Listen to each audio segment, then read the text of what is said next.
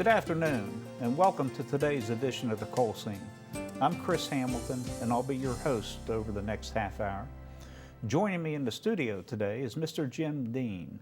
Jim is the director of West Virginia University's Mining Extension Service, a position he's held now for the past decade and a half. And Jim's been around the mining industry, former director of the West Virginia Office of Miners Health Safety and Training, and is a true mine safety professional, a real leader in mine rescue, mine emergency operations, and training the current generation of miners and mine foremen around the state. Jim, really good to see you. Thanks so much for taking time to join me here today. It's my pleasure. Thank you, Chris. You and I have worked together side by side for a number of years, and I may have missed the exact number you've headed up the Extension Service, but it has been 25 years or so that you and I have worked together in just about all aspects of mining, but with a concentration on mine safety. Yes. I started actually in May of 1994 as the director of the Mining Extension Service, so it's been a while, and I've enjoyed working together. Been a while, and you're engineer by education and industrial safety, and I know you've done some consulting work for the Board of Coal Mine Health and Safety. You've done some consulting work for the Board of Miner Training, Education, and Certification, and both of those entities play an important role with the state as well. We have, and it's been good, the input from both the training board, also the coal board, have done several analyses for them on accidents, looking for trends and ways to improve the state's fatality and incident rates on accidents as well. I know, over the years that you helped the board with one of its obligations to do an analysis of state accidents every year so that they can prioritize the areas where they want to focus some of their work. And I know from being on that board for a few years that, that I don't think there was anything as important as the work that you did that helped guided those priorities and the work of the board. So, kudos to you and your staff for all the time and all the effort that you put into those years. Well, thank you. I think it's important to review those in a critical way and try and determine those trends and where issues are occurring, and then try and implement some kind of change and perhaps training to address those to keep people from getting hurt. When a couple thoughts just occurred to me, but we've had an ever-improving mine safety performance record here in the state of West Virginia for some time. Even the rather high-profile accidents that we experienced 5 and 10 years ago now were somewhat of an anomaly. Because there's just been such tremendous gains made, and here we are today, year after year, we're reaching new milestones and experiencing, unprecedented improvements within the mine safety performance. That's true. Really, you look at it, and I think in 2016, I think it was a low of about 3.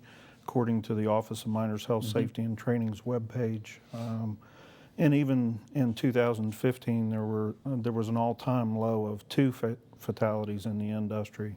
And I think one of those was underground and the other was surface. So certainly the fatality rates have decreased significantly. There have been incidences, and again, if you look at the overall trend, it is very much improving. There's a lot of people, depending on their position, tend to assign credit or the reasons for that improvement, in different areas. Right. But when you think about it, there's just an across-the-board variety of factors that play into the improved safety conditions you find. It's just not within the record itself. And people are working safer, people are working smarter. Conditions in and of themselves are much more improved today. And and it's a continuum. It seems like they get better every single day, every year.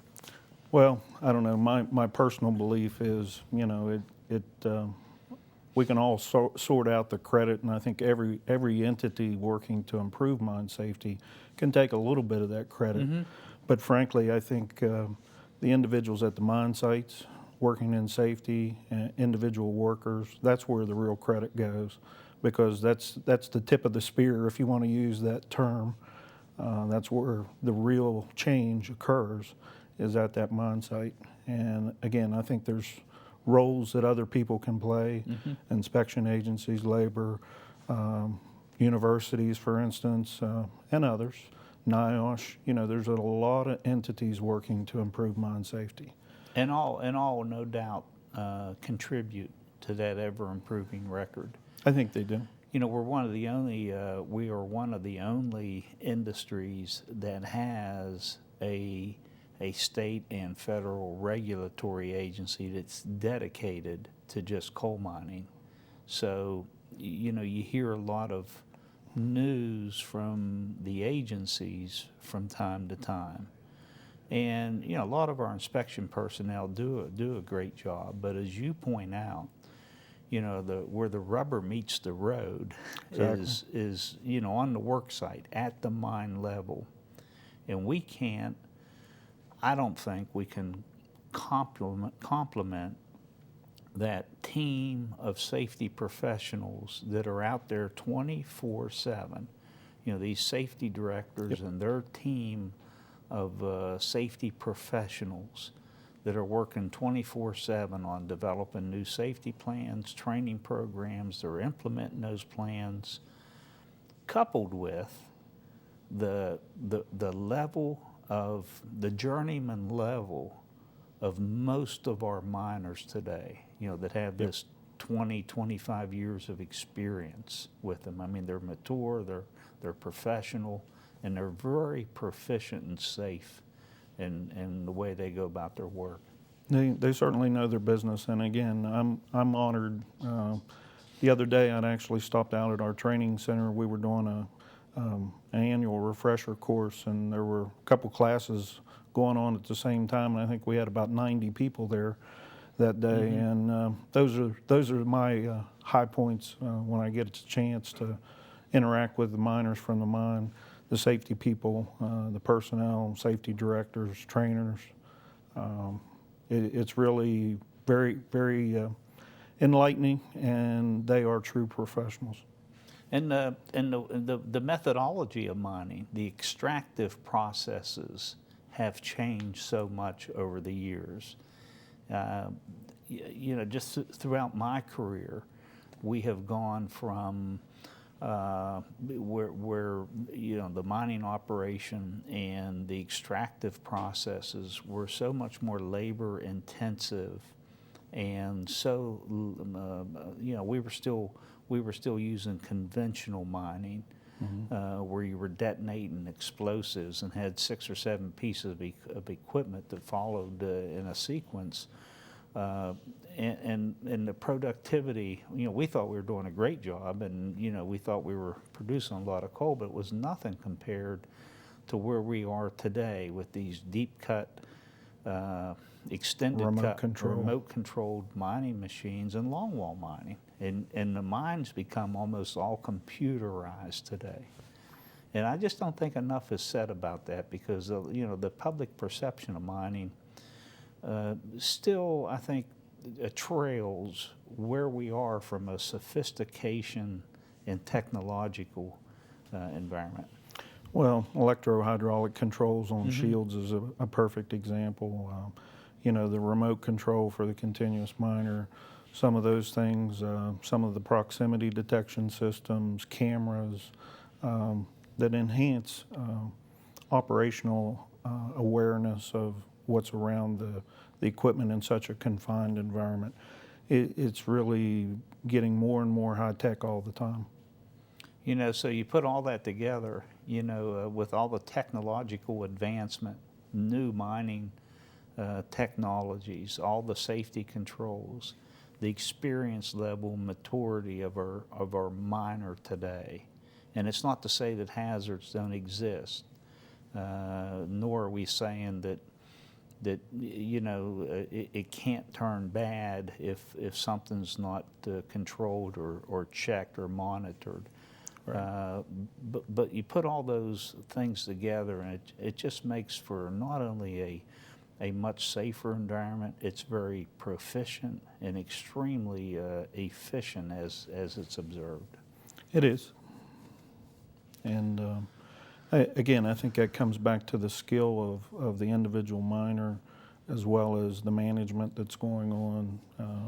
A lot of that credit goes to both of those entities. Well, and the mine extension service has always been there. It's throughout my career, there's always been a mining extension service at West Virginia University. And, I think we've seen the service under your leadership step up a little bit. I think it's doing and contributing, in a variety of ways to that improved safety record and to the workforce and to the industry. You're relied upon. I mean, there's an expectation, and you're relied upon to deliver a high quality product. And I appreciate that on behalf of the industry, and want to compliment you for that. Well, thank you. In 2014, we celebrated our 100-year anniversary at West Virginia University. So it's pretty good milestone. And again, as far as the quality, I have to thank my staff, the instructional staff, and we have some of what I believe are some of the best people in the industry. With our facility, I think it's a fairly unique facility. There's maybe 13 of those facilities like that now in the country, but I think what makes our programs really work and deliver what the industry is needing is the interaction with the industry, but also our instructional staff. They're truly some of the best out there, in my opinion. I'm not sure everybody's aware. I'm aware because I worked close with you when we created the simulated mine and the facility, and I'm very proud to have been a part of that. It's certainly been a milestone in my career, but I'm not sure that everybody appreciates or understands what you have with respect to a facility and the simulated mine, and how the miners you're training endure lifelike, very realistic environmental issues like they would in a real mine, and kudos for that as well, and all that goes with it. Thank you. The facility, we have a slide of it here after a while we can get to, but we're really simulating 3 entries and about 7 crosscuts.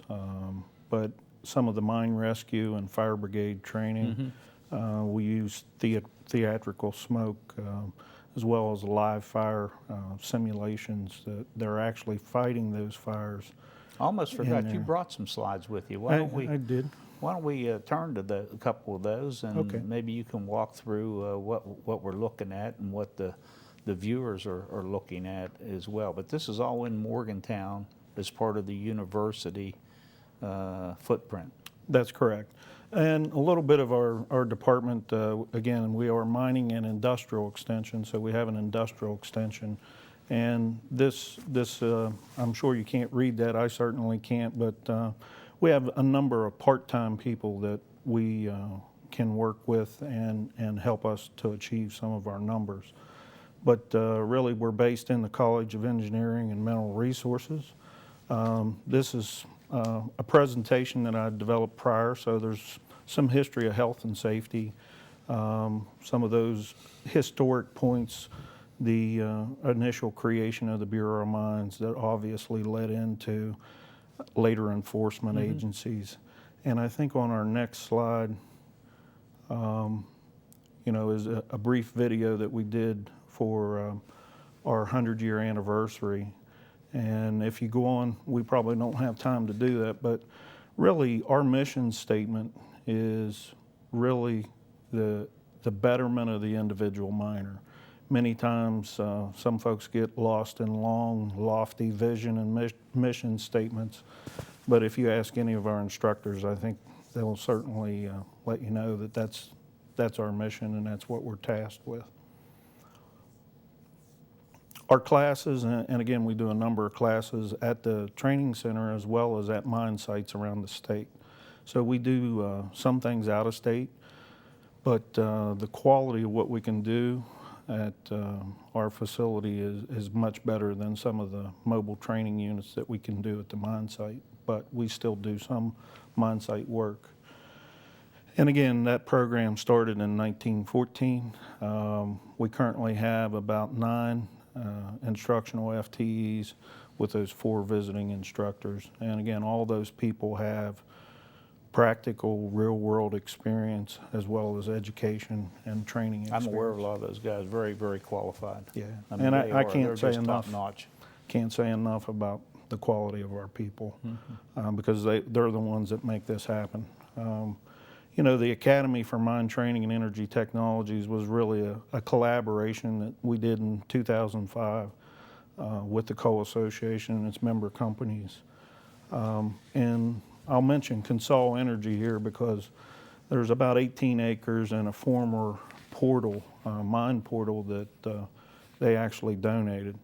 And this is our simulated mine, this particular slide.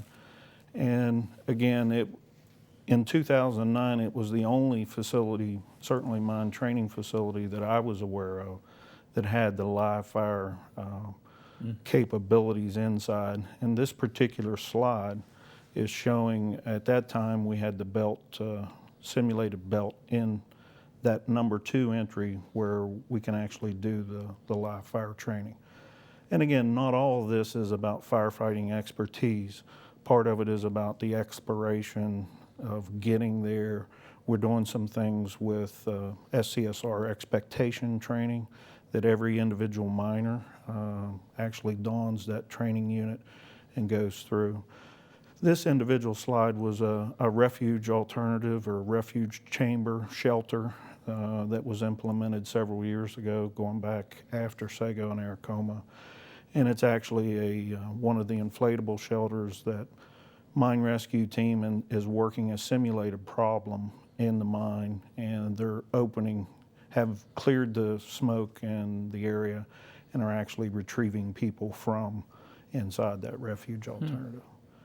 Some of our numbers here, and again, I've got some more up-to-date numbers, so we'll just skip by that one and that one as well. But that shows kind of the Right. categories of all the training you're doing. I see foreman, I It see does. firefighting, see new miner orientation. And basically, you know, I wanted to give the viewers some up-to-date information, and what I'm going to give you are totals through the first 2 quarters of this fiscal year. So this goes back to July 1 of 2016 through the end of 2016. But these are slides, these are taken from on-site here. That's correct. That's correct. This slide here is actually a group of miners putting out and doing some handheld fire extinguisher training, hose line training. This is a foam machine, a demonstration. So again, many times, you know, people would buy equipment and it would be on site, but many times haven't had the experience of actually laying hands on and utilizing that in a simulated environment. Where our students have come from, I think there's 11 different states there. Certainly, primarily we work in West Virginia, but we also do work from around the nation and coal producing areas as well. I know along those lines, you have programs that where you advertise and miners come from the general public, and then you also have, you do company specific where X company, and I know a lot of our member companies take advantage of your services and They you know, do. sit down and contract with you to do some of that specialty training. We have been very blessed. Again, many of our foreman offerings are general open offerings. Some of our electrical training, as far as electrical retraining, even if people are unemployed and still want to maintain that certification, we definitely work with those individuals and try and make sure that they maintain their skills and knowledge, as well as their certification, that they can be rehired in the industry as changes occur. So there's a wide array. Again, we work with companies and work closely with them to work with their people.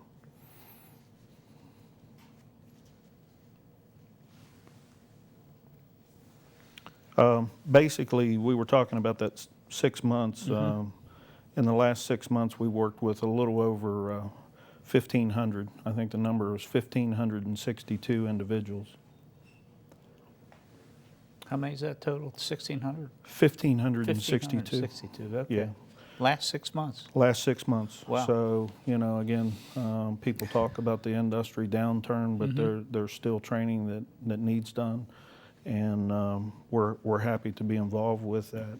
Well, I read an article not too long ago that said that coal mining was one of the more intensive industries with respect to the comprehensive training that people receive. From a new miner orientation to the annual retraining, new miner once employed, and then you get into all these specialty areas where you get supervisory, maintenance, diesel today, mine foreman, shot fire, and the list just goes on and on and on. I think there's some 20-some certifications that the state of West Virginia offers. There are recognized several. by electrician, the various classes of electrician. Well, and I know last year the legislature made a change in respect to EMTM for the emergency medical technicians for miners. And again, we're not the only people providing this training, but we offered that training to a little over 219, 220 people in that 6 month period. And really last quarter was 131 people. So again, those kinds of things, the electrical retraining, 373 people, mine rescue, 214 people. Some of the SCSR expectations were they're donning one of the SCSRs in the smoke-filled simulated mine, 393 people. So again, I'm very pleased with that, and our goal is to still remain over 3,000 people in a 12-month period. I think that's very significant for the industry. And again, we're trying to do some things in very applied type of research. Yeah, I was going to just bring that up. I know you're doing some research under contract as well. We are, and recently we've reached out to NIOSH and their mine safety research, and we're working together in collaboration. There's been some issues with proximity detection and in metallic areas where roof control mesh is used. The magnetic field on that device is expanding and contracting. And we're working on and it should be done here soon, our underground scoop that we had obtained from a prior research project is actually going to be loaned to NIOSH. And one of our individuals there at the college and myself will work together with NIOSH on evaluating that interference from magnetic on the magnetic prox detection system. That should be started here certainly in February, the transfer of that and that initial work. Josh Brady, our associate director, and some individual instructors are also evaluating integrating a fire brigade or first response team with mine rescue and looking at making some improvements in that area as well. When you were director, the Office of Miners Health Safety and Training 10 years ago or so in that time frame, that's the time when the state first created state mine rescue teams, if I'm not mistaken. I think you were involved with implementing. They had teams, but there was a number created that basically in the 4 regions of the state, that each regional office would have a mine rescue capability. So it was just expanded at that time? It expanded it at that time. There were certainly mine rescue individuals trained with the state prior to that, but what the board did, and I think it was the Board of Coal Mine Health and Safety in conjunction with the office, basically